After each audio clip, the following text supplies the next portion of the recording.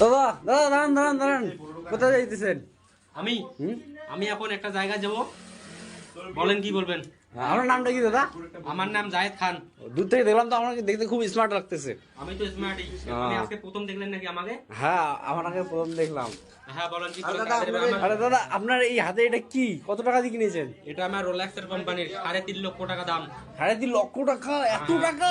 আমাকে দেখে কি ছোট ছেলে মনে হয় নাকি, ছোট ঘরের? না না, আপনাকে দেখে তো বড় ঘরের মনে হয়। লাগতেছে কেমন? আমরা কোটিপতির ছেলে আপনি। আর চশমাটা কোথা থেকে কিনেছেন? এটা জানেন কোম্পানির? কোন কোম্পানির? জানলে আপনার মাথা ঘুরে যাবে।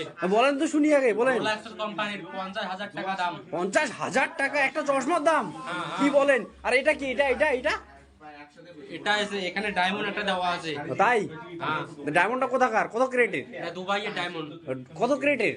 এটা আমাকে ফ্রিতে দিয়েছে। আমার যে দুবাইয়ের যে মালিকটা আছে না ডায়মন্ড দোকানদারের, তার সাথে আমার অনেক বন্ধুত্ব, আমাকে তার জন্য ফ্রিতে দিয়েছে। আপনার শার্টটা আমাকে চেনা চেনা লাগতেছে, অনেক দামি মনে হয়। কোথা থেকে নিয়েছেন? এই শার্টটা রোলেক্সের কোম্পানির শার্ট। আচ্ছা, রোলেক্সের আবার শার্টও বানায় নাকি? হ্যাঁ, এটা আপনারা পড়তে পারবেন না। ও তাই?